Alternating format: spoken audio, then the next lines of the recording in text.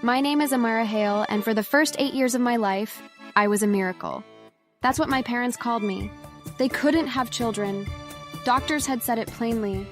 My adoptive mother, Elena Hail, used to cry into my hair and whisper, "God finally remembered us." My adoptive father, Robert, used to lift me onto his shoulders and say I was his answered prayer. I believed it. I was loved loudly. Birthday parties, framed drawings on the wall, bedtime stories where I was always the hero. When people asked why I didn't look like them, my mother would smile and say, "Because angels don't copy humans." I didn't know miracles could expire. Everything changed the day my mother fainted in the kitchen. Doctors again. Tests again. Long whispers behind closed doors. Then the words that rewrote my life. She's pregnant. I remember clapping, jumping, hugging her waist. I'm going to be a big sister. Elaine smiled, but something in her eyes shifted, like a door quietly closing. When Ethan was born, the miracle got replaced. At first, it was subtle, forgivable, understandable even. A crying newborn needs attention, right? But attention turned into priority. Priority turned into obsession. Obsession turned into erasure. Ethan could do no wrong. If Ethan spilled juice, it was an accident. If I did, it was careless. If Ethan cried, the house stopped. If I cried, I was told to be grateful I even had a house. Still, Ethan loved me. He always did. When he was 5, he once climbed into my bed after our mother screamed at me for breaking a plate. I'm sorry they yelled at you. I know you didn't mean it. I hugged him and told him it was okay, even though my chest hurt. The favoritism grew louder as we grew older. When Ethan showed interest in football, suddenly money appeared from nowhere. Private trainers, new boots every season, travel tournaments in other cities. Meanwhile, I learned to sew my own torn school uniforms. One afternoon, I gathered courage and asked my parents for help. I had been diagnosed with a minor medical condition, not life-threatening, but painful. The doctor recommended a small operation. I sat at the dining table with the medical paper shaking in my hands. The doctor says it's better to do it early. It's not expensive, just... Elaine didn't even look up from her phone. "We don't have money for that right now." Robert sighed dramatically. You know Ethan's training fees are due. His future depends on this. I stared at them. So does my health. Silence. Then Elaine said the sentence that cracked something in me forever. "You're strong. You can endure a little pain." A little pain. That same week, Ethan came home screaming with joy. Mom! Dad! Coach says I might go national. They threw a celebration dinner. 2 weeks later, a church member, a woman named Sister Ruth, noticed me limping during choir practice. She asked questions. I answered honestly. She paid for my surgery without telling my parents. When I woke up from anesthesia, Sister Ruth was holding my hand, not my mother. When my parents found out, Elaine was furious, not because I had suffered, but because someone else had helped me. "When around us, you embarrassed us." I didn't apologize. From that day on, I knew I was alone in that house. By the time I got to high school, I survived on silence and scholarships. And when I finally received a full scholarship letter to university, I ran home smiling for the first time in years. I held the envelope like it was gold. I got it. Full scholarship, tuition, housing, everything. Elaine took the paper from my hands. Read it. Then tore it, slowly, piece by piece.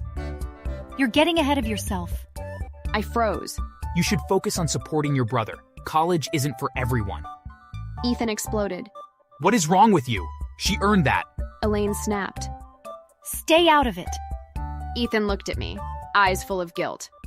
And that night, he slipped the torn pieces back into my room. I'm sorry. I swear, when I'm older, I'll make this right. I hugged him and whispered, "You already do." I left home at 18 with nothing but anger and ambition. I studied quietly, worked harder, learned things no one taught me. Crypto, online trading, risk, patience. I failed many times, but one day I didn't. One lucky investment turned into 10. 10 turned into thousands. Thousands turned into millions. And that's when I met Julian Cross. Not just rich, dangerously rich. A business tycoon whose name moved markets when he sneezed. Private jets, boardrooms, global deals. Yet somehow the man was drawn to my mind, not my scars. You survived things most people wouldn't. That's power. He didn't ask about my family. He didn't pity me. He admired me. We married quietly. No cameras, no noise, just peace. When my parents heard who I married, Elaine changed overnight. Suddenly I was daughter again. Suddenly she hugged me too long, smiled too wide. She started showing up everywhere. One afternoon, I ran into her unexpectedly at a luxury handbag boutique downtown. She froze when she saw me. Her eyes scanned my clothes, the store, the prices. So, this is how you live now. I stayed calm. Yes. She hovered around a bag, touching it, pulling her hand back, touching it again like it might bite her. Without thinking, I told the clerk. Wrap that one too. Elaine gasped. For me? I nodded. Her lips smiled, but her eyes went dark. That same night, I realized my mistake. Instead of gratitude, that gift lit something ugly inside her. Later, Ethan told me what happened after she got home. She threw the bag onto the bed, screamed, cried. That night, Elaine's jealousy finally boiled over. She ranted to herself about how unfair life was. About how I had everything: money, comfort, power, a husband whose name alone could buy out the entire mall. And yet, in her twisted mind, I had been stingy. Just one handbag. One. To her, that was an insult. Proof that I was looking down on her. Proof that I was reminding her of the distance between us. Jealousy didn't just sit in her, it rotted her from the inside out. 2 days later, she called me. Her voice was sweet. Too sweet. Come over. I want to cook for you. Just you. Mother and daughter time. No Ethan, no Robert. Just me. I went against my instincts.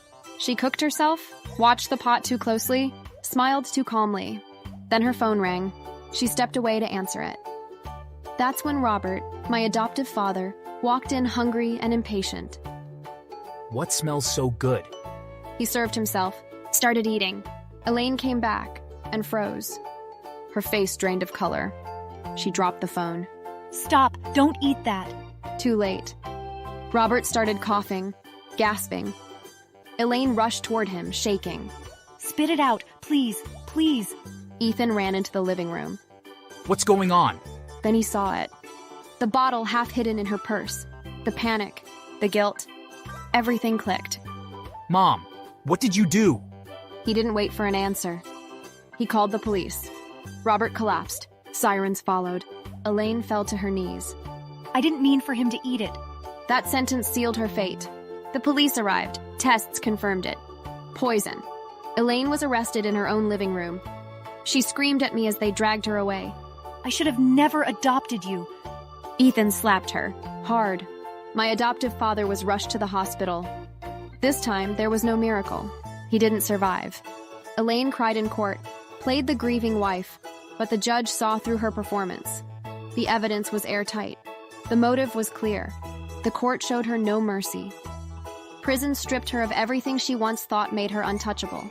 Her manners, her pride, her illusion of control. Inside, she wasn't special. She wasn't feared. She wasn't protected. The other inmates sensed it immediately. The way she walked stiff, the way her eyes avoided contact, the way she flinched at raised voices. Weakness has a smell in prison. They circled her. Look at her hands. Soft. This one never worked a day in her life. What you in for, Mama? Poisoning your own family? Damn. Even we got standards. Elaine tried to stand tall, tried to talk back. It only made things worse. They took her food, shoved her in line, tripped her by accident. Every night, they reminded her exactly where she stood. Ain't you the one who thought you were better than everybody? Look at you now. They cornered her, pressed too close, laughed when she cried, stripped away her dignity piece by piece. No bruises she could explain, no scars she could prove, just humiliation, fear, and the slow understanding that no one was coming to save her. When she finally saw me during visitation, her voice was smaller, hoarse, still bitter, still cruel. You think this is justice? I looked at her through the glass, her shaking hands, her hollow eyes, her borrowed prison uniform. And I answered calmly, "No, this is consequence." She looked away first. That broke her. Ethan cut her off completely. He never visited again. Today, he's my closest family. He stood beside me through it all. Alive, strong, untouched. Which means this story still has a happy ending. And if you made it this far through betrayal, jealousy, poison, prison, and karma, don't forget to like, subscribe, and hit that button the way life hit Elaine back. Because sometimes, revenge doesn't need your hands at all.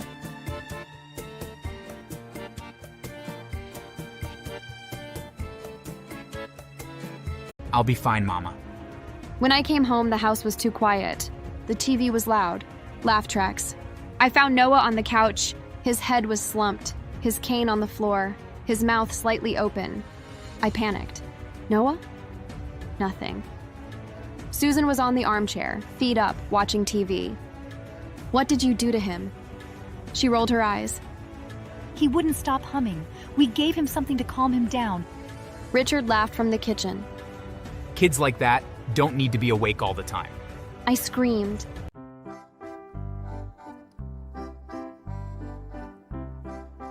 My name is Elena Moore. I work as a medical billing analyst at a private clinic. It is not a fancy job, but it pays the bills. Some days I can work from home, and that is important because I am a mother. My husband's parents never liked me. They always looked down on me because of where I came from in the United States. They said my hometown was cheap and backward. They talked about my accent, my clothes, and the way I was raised. To them, I was never good enough for their son. My son's name is Noah. Noah is blind. He was not born blind. When he was 3 years old, he had a very high fever. The fever damaged his optic nerves. The doctors tried everything. We tried surgeries, we tried treatments, we prayed every night. Nothing worked. When the doctor finally said the words, Your son will not see again. My heart broke. But my in-laws laughed. They laughed inside the doctor's office. My mother-in-law shook her head and said, I knew something was wrong with that child. My father-in-law smirked and said, Guess the apple doesn't fall far from the tree. The doctor looked shocked. I felt frozen in my chair. By the time Noah was 5, he started learning how to live without sight. He learned to walk using a white cane. He counted his steps. He learned voices and sounds. He touched walls and furniture like they were old friends guiding him. Noah is 10 years old now, and even though he cannot see, he is the strongest person I know. My husband, Mark, works in logistics. Long hours, international routes, sometimes gone for days, sometimes weeks. He works hard because he wants to provide. I never blamed him for that. But his parents? They were another story. My in-laws are Richard and Susan Hail. From the day Noah lost his sight, they treated him like a mistake, and they treated me like the woman who delivered that mistake. They pretended to be polite in public, church smiles, fake concern. But behind closed doors, they were cruel in ways that still make my hands shake when I type this. Every holiday, they insisted we stay at their house. Susan would say it with that tight smile. It's easier for family to be together. You don't want to isolate the child, do you? The child, never Noah. Their house was a nightmare for my son. They would move chairs without telling him, slide coffee tables a few inches, leave doors half open, hide his cane, by accident. Then they would sit and watch. One Thanksgiving, Noah tripped and hit his knee hard. He didn't cry. He never did. He just sat there, rubbing his leg, breathing slow. Richard laughed. If he can't see, he should at least learn to listen better. Susan giggled. Or maybe God wanted to teach you humility, Elena. I froze. Mark wasn't there. He was on a work trip in Canada. That was always how it happened. When Mark was home, they behaved. When he was gone, the masks fell. They mocked Noah openly. What a waste of good eyes. Imagine raising a child who'll never drive, never work properly. One Christmas, Susan wrapped empty boxes and handed them to Noah. Open it, sweetheart. He smiled, excited, fingers shaking. Inside? Nothing. Everyone laughed. I grabbed Noah and locked us in the guest room while my hands shook so hard I could barely dial Mark. But Susan cried first. She always cried first. Elena is too sensitive. It was just a joke. Mark believed me, but he also believed in keeping peace. That nearly broke us. The worst part? They filmed Noah. They thought I didn't know. Susan would hold her phone low while Richard whispered directions wrong on purpose. Step left. Noah would step. No, other left. He would bump into walls, chairs, once into a shelf. Then Susan would send the videos to her friends. I saw the messages one night when her phone buzzed while charging in the kitchen. "Watch this, blind kids are so dramatic." I felt sick. Another time, Noah was walking slowly through the living room with his cane. Suddenly, Susan reached for the switch. Click. The lights went off. She laughed. See? It doesn't make a difference anyway. Richard laughed from the couch. Save electricity. He won't notice. Noah stopped walking. His hand tightened on the cane. Please don't do that. Susan rolled her eyes and turned the TV volume louder. So sensitive for a child who can't even see. I stood there, my heart burning, watching them laugh while my son stood in the dark they created. But the final straw came on a Tuesday. Just a normal Tuesday. I had to go into the office for a half day. 4 hours, that's all. Susan insisted they could watch Noah. You're always so dramatic. We raised 2 boys. How hard can one blind child be? I kissed Noah's forehead. "I'll be back soon, okay, baby?" He smiled. I'll be fine, Mama. When I came home, the house was too quiet. The TV was loud. Laugh tracks. I found Noah on the couch. His head was slumped, his cane on the floor, his mouth slightly open. I panicked. Noah? Nothing. Susan was on the armchair, feet up, watching TV. "What did you do to him?" She rolled her eyes. He wouldn't stop humming. We gave him something to calm him down. Richard laughed from the kitchen. Kids like that don't need to be awake all the time. I screamed. I don't remember grabbing the remote, or the vase, or the framed family photos. I threw everything. I dragged their suitcases out. Clothes, shoes, old photo albums, into the yard, into the street. I called Mark. They drugged him. They drugged Noah. Mark's voice changed in a way I had never heard. Cold. Focused. Call the police. I'm on my way. The police came. They shrugged. Did you see them give him the medication? I wanted to hit him. Susan cried again. We were just helping. But Mark came home early. He saw Noah still groggy on the couch. He saw the pills on the table. Then he watched the videos I had shown the police. Videos proving his own parents had drugged our son, even confessing to it while laughing. His face went cold with anger. Without saying much, he told them to get out of his house. The police stood by and escorted his parents to their car while Susan cried, and Richard muttered under his breath. Susan tried calling him later. He didn't answer. She showed up at our door. Mark didn't open it. You are dead to us. His brother refused to take them in. After that day, everything fell apart for them. Their friends vanished first. No calls, no visits, no holiday messages. The house that was always loud with cruel laughter became quiet. Months passed, then karma came. Richard started losing his sight. At first, he complained about small things. The lights look strange. Then he missed steps, walked into doors, knocked over chairs. Susan tried to laugh it off. Why can't you be careful? But one day, he fell hard. The doctor didn't talk much. He just looked at the test results. Then he said softly, The damage is permanent. Richard went blind. The same man who laughed at my son's cane now needed one himself. Susan became his caregiver. Richard bumps into furniture now. He stumbles in the hallway. Sometimes he falls in their small living room, and Susan yells. Why hasn't anyone checked on us?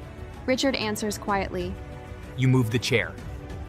She never says sorry. Their money disappeared fast. Susan tried to find work. She was refused again and again.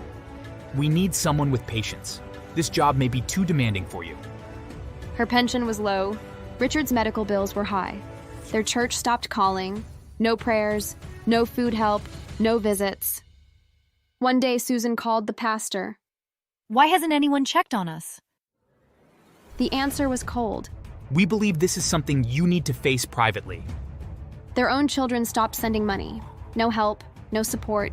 They sold their big house, moved into a small one, narrow hallways, furniture too close together. Richard falls there often. Susan finally found one job: dog care, walking dogs, cleaning messes, sitting in houses while owners went to work.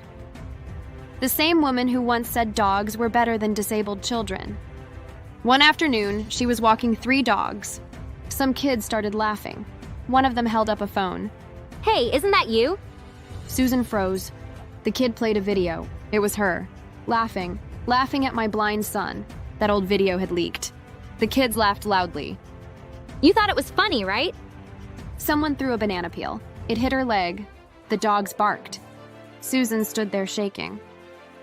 No one helped her. At night, Richard sat in the dark. Susan, why is the world black?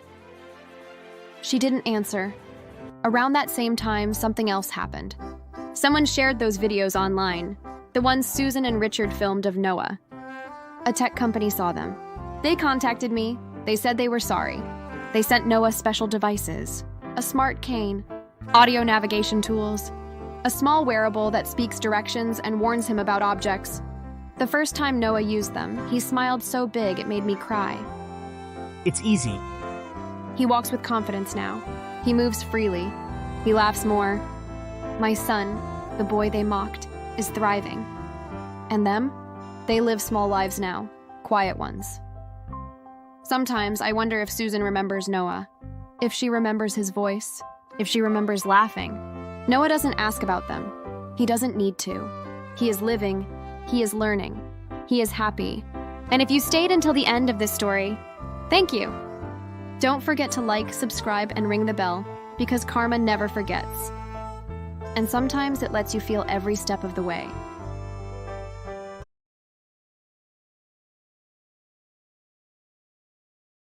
My name is Elena Brooks, and according to my parents, I was born as an afterthought. I have 2 older brothers, Mark and Daniel, and in our house, they were treated like miracles.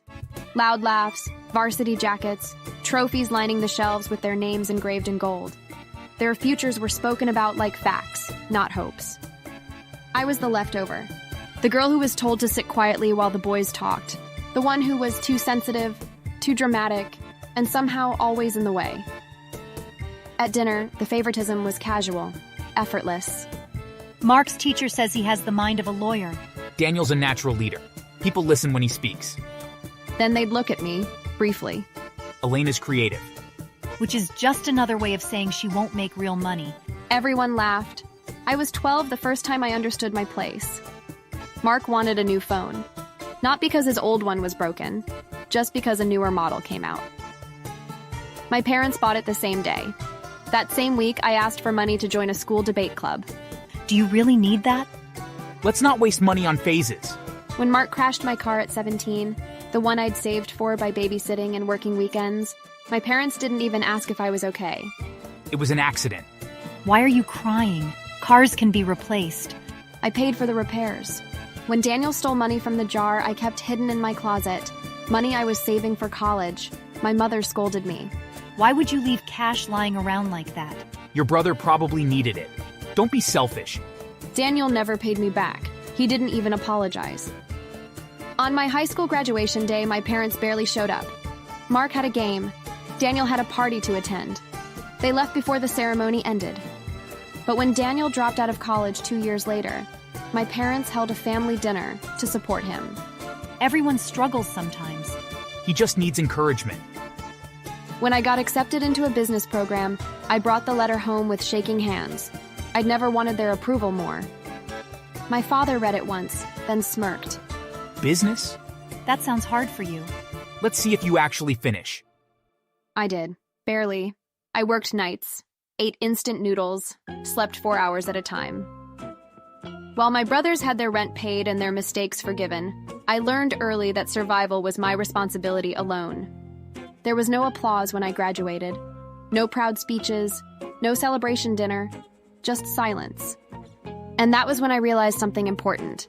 If I was going to succeed, it would never be because of them. It would be in spite of them. By the time I was 26, I had cut my parents down to holiday-only contact and my brothers to polite silence. I worked as a senior sales consultant at a high-end car dealership. Luxury imports, custom orders, commissions that could make or break your month. I was good. No, better than good. I remembered clients' birthdays. I knew engines inside out. I could read a customer's budget by the way they touched the steering wheel. And for the first time in my life, I was winning. That's when my family suddenly remembered I existed. It started with a group text. Your father and I are thinking of upgrading our car. Heard you sell cars now. Guess that worked out. Family discount, right? I stared at the message while sipping my coffee at work, my name stitched neatly onto my blazer. Brooks, professional, earned. I don't offer family discounts, dealership policy. Don't be selfish. After everything we've done for you? Wow, power really went to your head. I laughed. Actually laughed. Out loud. Everything they'd done for me? You mean the years of being told I was nothing? The birthdays forgotten? The college fund that mysteriously only covered my brothers?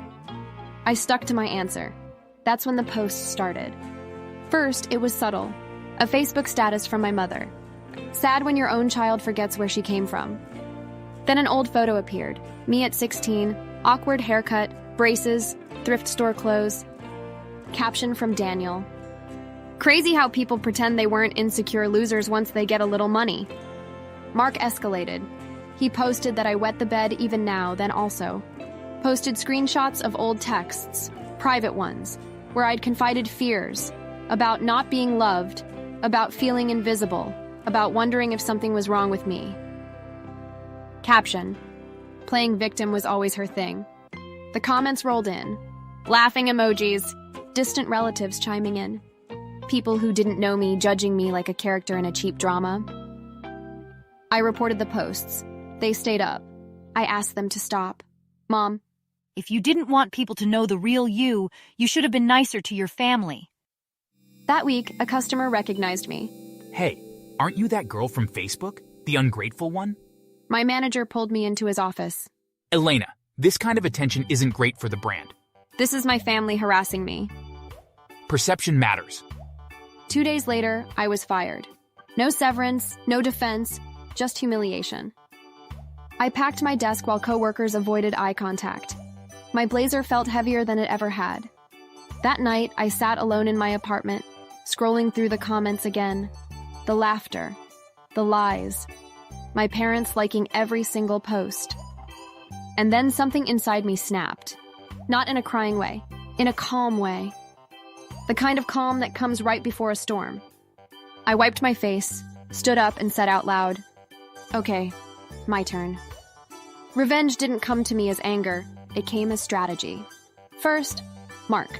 Mark was a real estate agent who branded himself as trustworthy and family-oriented. His entire career depended on reputation. I still had access to something interesting, a shared cloud account from years ago that he'd never logged out of on my old laptop. I didn't hack anything. I didn't create lies. I simply scheduled posts, his own messages, to go public. Texts to married clients, voice notes complaining about commissions he skimmed.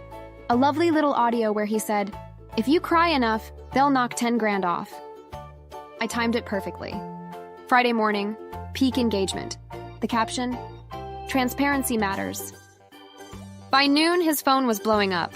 By evening, his brokerage had placed him under review. By Sunday, his profile went dark. Mark called me. What did you do? Nothing you didn't already do yourself. Click. Next, Daniel. Daniel was engaged. His fiancée, Rachel, adored our family, or at least the version of them they presented. I sent Rachel one message. "Hey, I think you should see something before the wedding." Attached, screenshots, dates, receipts, hotel confirmations. Daniel had been cheating, frequently, casually. I didn't gloat. I didn't insult. I ended the message with, "I wish someone had warned me when it mattered." Rachel replied 3 hours later. Thank you. The wedding was canceled. Daniel moved back in with my parents. He blocked me everywhere. One brother down. Now, my parents. They were harder, not because they were innocent, but because they were careful, proud, and absolutely convinced the world would always protect them. So I didn't attack them. I stepped back and let life do the work. It started with my father. He'd always bragged about being the backbone of the family, the man who worked harder than everyone else, the one who deserved respect simply for existing. One afternoon, that backbone cracked. Literally. There was an accident at his workplace. Nothing fatal, but bad enough to leave him bruised, limping, and forced into weeks of rest. Suddenly, the man who mocked me for being soft couldn't even tie his own shoes without wincing. Since Mark was on paid vacation and lived in a bigger house, my parents decided my father should recover there, supposedly to relax, heal, and be taken care of. At first, everything seemed fine. My father lounged on the couch all day, smoking, watching television, complaining about pain, and reminding everyone how lucky they were to have him around. Mark tolerated it for a while. Then one afternoon, karma struck quietly. My father fell asleep with a cigarette between his fingers. By the time Mark smelled smoke, it was too late. The arm of the couch was scorched, the carpet burned through, the living room filled with black marks and panic. Mark lost his mind. Are you insane? You could have burned my house down. It was an accident. Pack your things. Just like that. No sympathy, no loyalty, no patience. The same son my parents had worshipped didn't hesitate to kick my injured father out. I heard later that my father stood outside with his bag, stunned, finally realizing that favoritism doesn't buy devotion. It only delays abandonment. He moved back home, humiliated and silent. Then came my mother. While my father sulked and healed, my mother spent more time online, scrolling, posting, searching for validation after her social circle had quietly started distancing itself.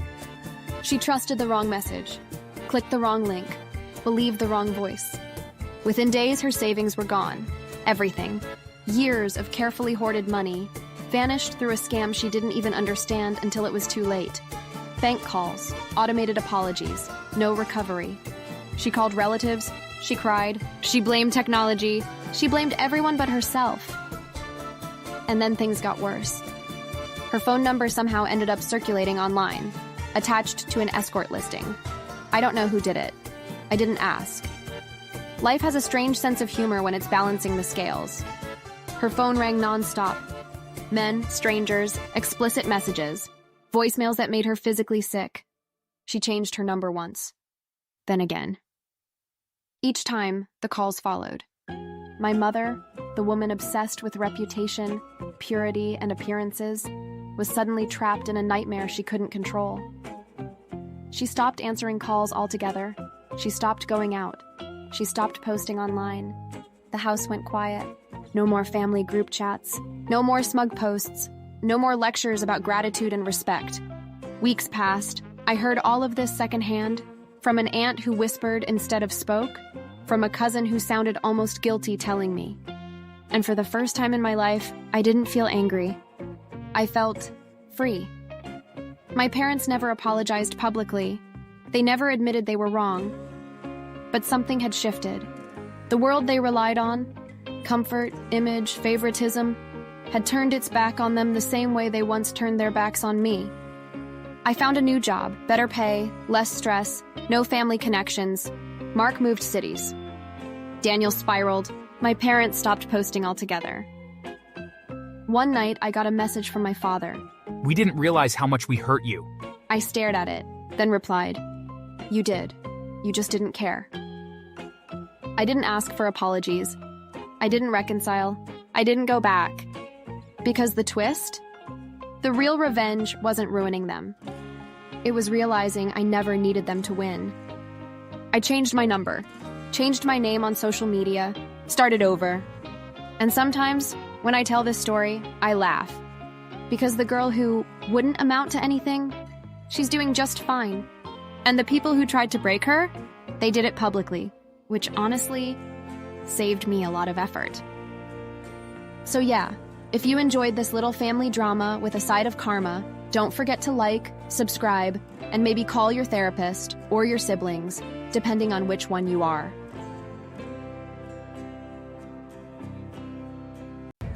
For the most part, Gracie was just annoying. She always had what she would tell teachers were harmless jokes to say to me. Oh, your people are good at jumping fences, right, Molina? Or are they just really fast runners? What's that supposed to mean? It means your kind are good at sports. My kind? I'm sorry, do you not speak English? Should I talk slower? The most frustrating part was when Gracie had a survey going around. I had shown it to my teacher as it was something that was not only racist, but also cruel. Miss Jekyll, Gracie started this survey. It's sickening. It's just for fun. It's not serious. Should immigrants be allowed in honors classes? What the hell kind of survey is that? Molina language, and it's a survey. It's not directly hurting you. My name is Molina, and I was born here in the United States, but many people don't think so. I don't look like everyone else, and they make that a reason to hate me. My parents immigrated when they were children, and like their parents, they got their citizenship later. You would think that with so many people immigrating to the States, you would get used to seeing a diverse range of people, but where I live, that wasn't the case. I was always taught to turn the other cheek and never put a hand on anyone. Unless, of course, they touch me first. Then I have to make sure they don't try that again. My name is Molina, and this is the story of how I got revenge on my racist classmates. Growing up, my parents were always kind to everyone they met, even if they were mean to us. Excuse me, you can't park there. It's okay. I live here. We just moved in. No, we haven't.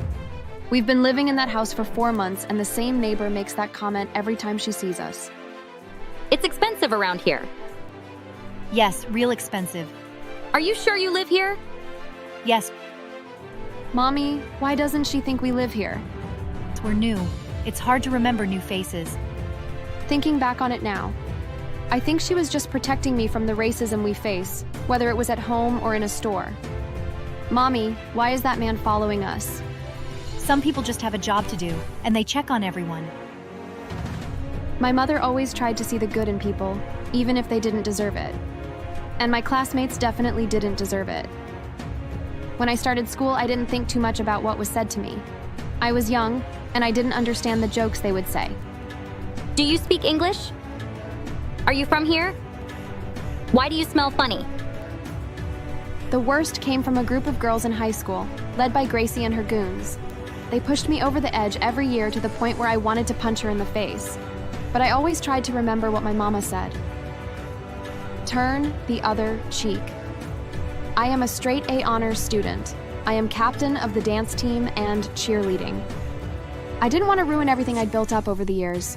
The name-calling was getting slim, and the jokes were barely there until Gracie came around. Hey, Molina, want to earn $1? You can clean my shoes and desk. I did my best to try to ignore her. Do you always smell like a pig? Do you have pigs? Do you slaughter them? But I have a very definitive line. You could pick on me. Hey, piggy slaughter, did you take your nap? You can say whatever you want about me, Stop ignoring me. I know you're kind are violent users. but touch me and I end what you started. For the most part, Gracie was just annoying. She always had what she would tell teachers were harmless jokes to say to me. Oh, your people are good at jumping fences, right, Molina? Or are they just really fast runners? What's that supposed to mean? It means your kind are good at sports. My kind? I'm sorry, do you not speak English? Should I talk slower? The most frustrating part was when Gracie had a survey going around. I had shown it to my teacher as it was something that was not only racist, but also cruel. Miss Jekyll, Gracie started this survey. It's sickening. It's just for fun. It's not serious. Should immigrants be allowed in honors classes?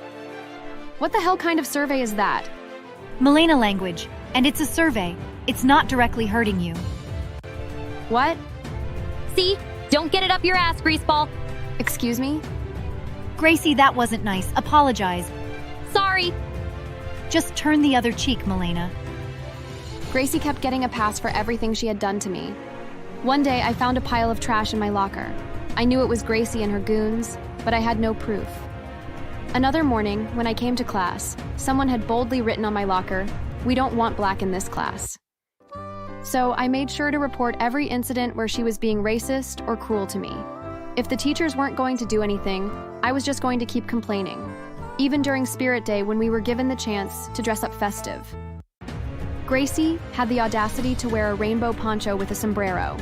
She had maracas, and I don't think I have to explain to anyone what was wrong with this picture. You can't wear that. You can't tell her what she can and can't wear. It's offensive. So? It's your culture. I'm celebrating it. It's not my culture, and you just look like an idiot. Then how about you show us, monkey? I didn't realize that they had cornered me. Gracie and her goons started to throw pop rocks at me. Come on, dance! Hey, stop! I kept dodging the pop rocks, forced to dance just to avoid those things hitting me.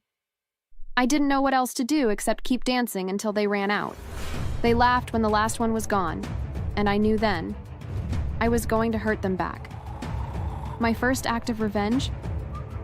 I went on the black market and acquired bed bugs. One day during break, I slipped a few of them into Gracie's school bag. Within days, she started coming to school in tears. Red, itchy welts covered her face, along with swelling and inflammation. She suspected me but had no proof. I even heard rumors that she had to throw away her mattress. The bed bugs had infested her home, and her. She showed up every day trying to hide the welts all over her face. However, Gracie didn't find it funny, and it only made her want to swing harder.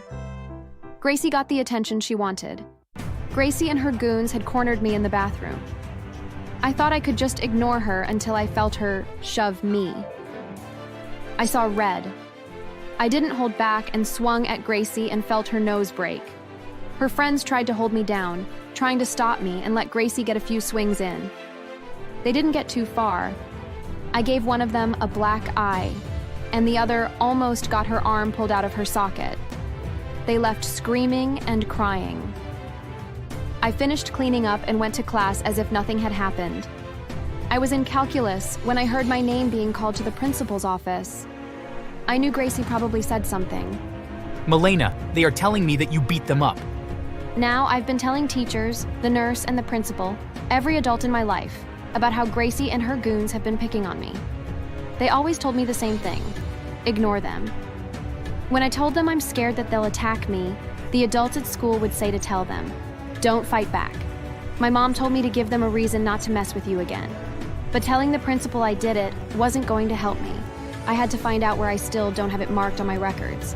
But I'm telling the truth. I beat up 3 girls. I'm just one person. How would I do that?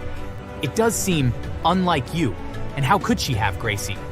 She came out of nowhere. I told you. I came out of nowhere? I was in the bathroom stall. You would have known someone was there. I came out and washed my hands. Then you attacked us. She was washing her hands, then attacked you? Yes! Didn't you say Molina came into the bathroom when you were already in there and locked the doors? I'm pretty sure I was in there first. There is a camera outside the door in the hallway. We forgot! We forgot she was in the stall. Yeah. But if I attacked you, how could you forget I was in a stall? Especially if I locked the door. Don't act innocent. You're always picking on us. Me? I'm pretty sure I reported every time you guys picked on me. She does have quite a few files on all of you. That doesn't mean she didn't bully us. If you're bullying me and I'm bullying you 3, that's not bullying. That's a fight. So, are we fighting, or did you bully me? See, I knew this is where I would shine the brightest. I may get a slap on the wrist, but now that I have them focused on the cameras, along with my and others' complaints about them, I'm sure they'll catch quite a few things that Gracie and her goons have been doing. Gracie and her friends didn't know it, but I was keeping track of everything they had done. Not just to me, but to our other classmates and the many, many rules they have been breaking along the way. I intend for everything they've done to get caught. Build a concrete case that the principal or superintendent could not ignore. Something would have to be done, and that would be expulsion. Suspension wouldn't be enough if the media caught wind of it. I was sick and tired of turning the other cheek and letting them run me over as if I were a doormat. I was going to make sure they regretted ever messing with me. We'll have to have a further investigation. For now, I'll have to suspend all of you. What? That's not fair. Will this be erased from my permanent record once I'm proven innocent? Yes. I waited outside for the principal to call my mother, but I could hear the girls crying and begging. I couldn't be any happier to realize that their downfall would be quick, and I'd have a few days off from school that wouldn't go against me. When my mother picked me up, I was in the back seat, and she decided to ask. Did you beat those girls up? They pushed me. so I beat them up. That's my girl. To congratulate me for standing up for myself, we went out to eat at my favorite restaurant. I was stuffed up after and enjoyed the few days I had off. I still had schoolwork, but it didn't take me long to finish it. What I didn't expect was for the news report to be out about Gracie and her goons. 3 high school students are under arrest following a dramatic police stop that led to the discovery of illegal drugs in their possession. The vehicle, driven recklessly through a residential area, was pulled over late Tuesday afternoon. What started as a routine traffic stop quickly escalated when officers noticed suspicious behavior and initiated a search of the car. Inside, authorities found evidence suggesting the students were either en route to complete a drug drop-off or had just finished one. Several packets of narcotics were recovered, along with items indicating distribution, scales, empty baggies, and large amounts of cash. Shockingly, these same students had recently been suspended from school over bullying allegations. However, what appeared at first to be retaliation or self-defense was quickly disproven by surveillance footage. Instead of being victims, the girls were seen taunting, harassing, and physically intimidating their classmates. Some victims even claimed they were coerced into taking drugs or threatened into silence. In light of these developments, the students have now been expelled, and criminal charges are pending. Police are continuing their investigation into a wider drug distribution ring, possibly connected to the school. Authorities are urging parents to talk to their children and report any signs of bullying, coercion, or drug use. The community remains in shock as more details continue to emerge. I couldn't believe what I just heard or what was going on. I was sure that expulsion would have been the biggest thing to happen. To find out the girls would be going to juvie for a year, and possibly going to jail after. I never knew just how terrible those girls were. I don't regret what I did, and when I got back to school, the school was a lot happier without them there too. I didn't have an insult or a racist comment since they were arrested. I heard that the girls weren't very welcome in juvie. They were beaten every day since they arrived. There wasn't a day they didn't have a new bruise or scar on them. I was able to just enjoy my last year of high school without having to turn the other cheek. I don't regret making those 3 pay for the years they spent insulting me and my culture. They shouldn't talk if their own house isn't clean. Thanks for watching. Make sure to subscribe. I tried to defend myself by bringing up my hands and arms to block her attacks, but she just kept coming at me until I punched her in the stomach. She was much smaller, and the blow from my fist made her double over in pain. Before I knew what had happened, she ran and told my father that I had attacked her without a reason, and when I tried to plead my case and say that she attacked me first. My father wouldn't believe me. Instead, he just demanded that I leave right away.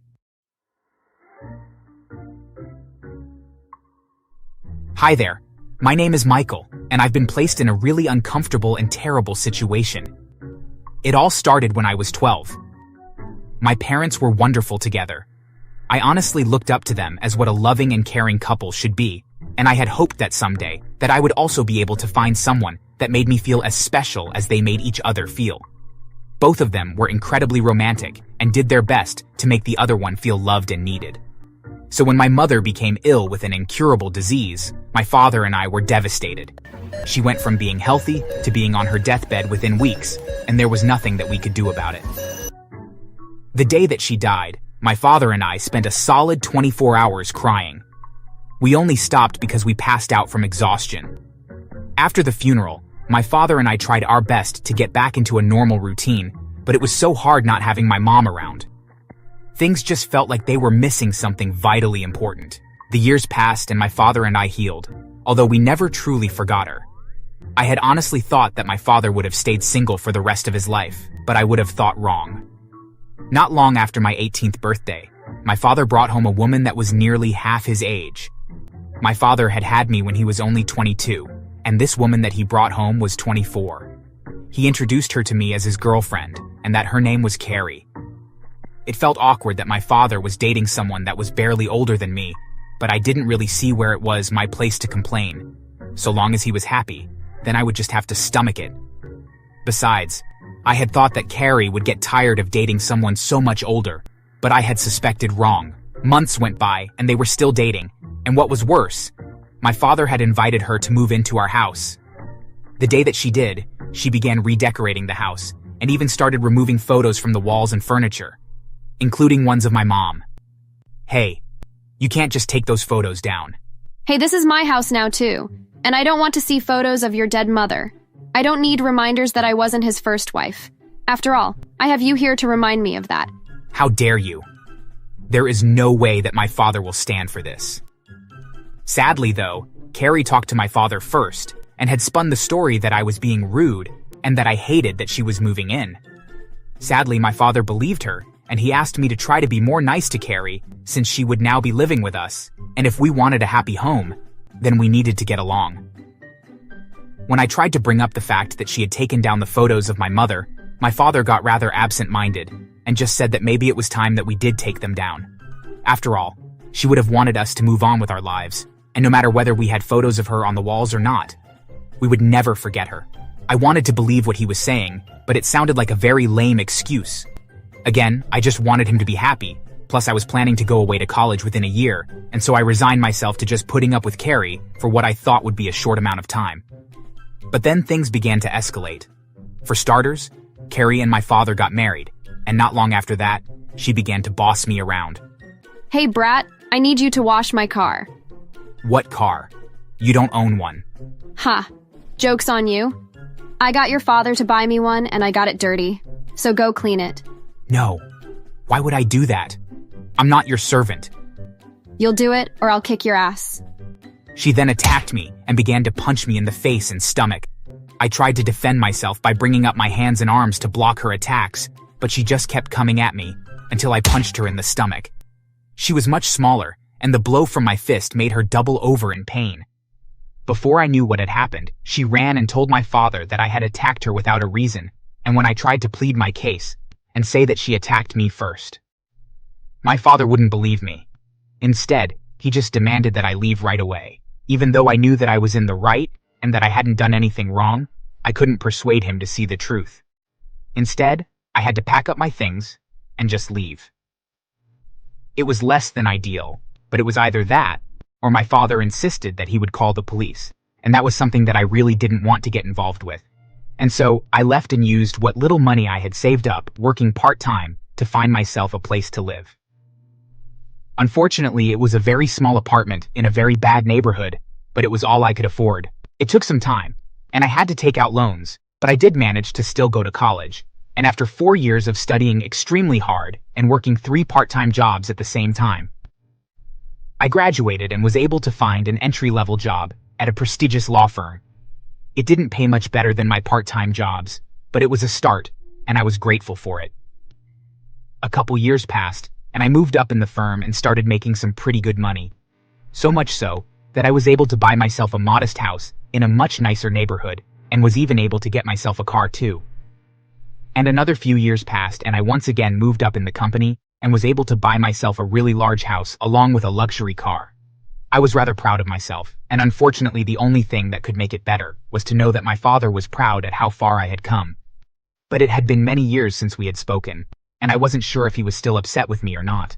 One day, though, I heard a knock on my front door and went to answer it, and was beyond surprised to see Carrie of all people standing there. Hi, Michael. I know that it's been a long time. Can I come in? I honestly didn't really want to let her in, of course, but I was hopeful that maybe she had grown over the years, and that maybe she had come to apologize for driving a wedge between my father and I. Okay, I suppose.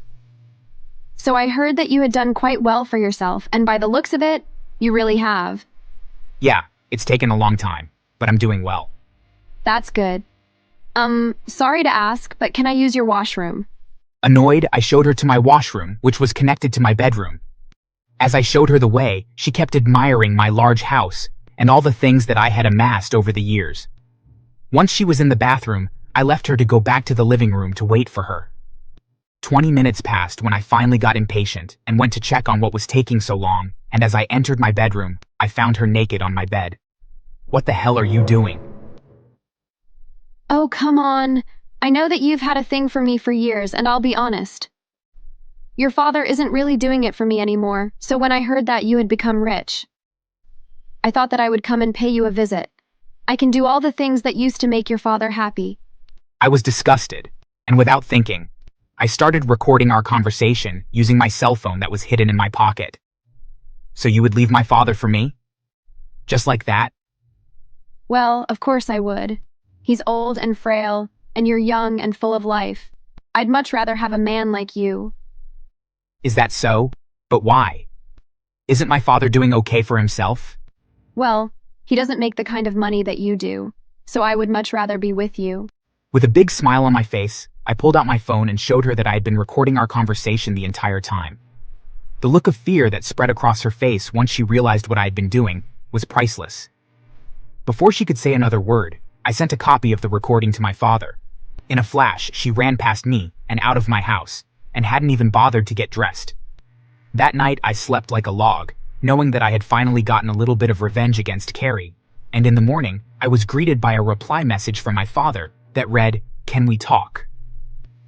My heart skipped a beat, and I wanted to think that maybe this meant something good. But after what had happened with Carrie the night before, I wasn't so sure that I should get my hopes up.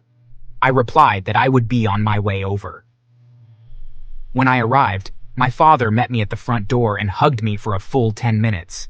Neither of us spoke, and just enjoyed the hug after being apart for so many years. It felt incredible, but only half as good as what my father said next. Oh, Michael, I was such a fool for believing Carrie. Can you ever find it in your heart to forgive me? It's going to be hard, but I think with time that I can, yes. That's more than I deserve, and I understand. I'm really proud at the man that you've become in spite of not having any help from an old fool like me. Thanks, Dad. You taught me well, and I used the lessons from you to succeed. You know this is all well and good, but what about when Carrie comes home? The second I mentioned her name, my father began laughing hysterically. As it turned out, she had ran out straight to her car and had driven out of my driveway so fast that she hadn't paid attention to traffic and had backed out and into a cop car and then drove off in a panic. The cop pursued her for over 10 minutes until she finally noticed it and pulled over. After the cop looked in the window and saw that he was naked, he arrested her on the spot, and she spent the night in jail. Once he had told me the whole story, I asked him how he had found out all of this, and he told me that Carrie had told him. She had used her one phone call to call him and told him everything. So does that mean that you bailed her out? Of course not. I had suspected that she had been cheating on me for years, but I could never prove it. A part of our prenuptial agreement stated that if either of us cheated, that the other would get nothing in the divorce settlement, and since you sent me proof, well, I can finally divorce her without the fear of her taking all my money in alimony. And he was right. A few months later, my father successfully divorced Carrie, and the judge honored the prenuptial agreement, and Carrie got nothing. My father got the house, the car, and was able to keep his retirement savings as well, which left Carrie penniless and homeless. In the months and years that followed, my father and I started spending a lot more time together in an attempt to make up for lost time. And I'm happy to say that we are once again very close and talk to each other almost every day. As for Carrie, well, she ended up going to prison for a few years for her little joyride where she evaded the police. After she got out, she really didn't have any good prospects, and as far as I know, she ended up living on the streets. I did feel bad for her, but only just a little. After all, she had stolen the most precious thing in the world from me: time with my father.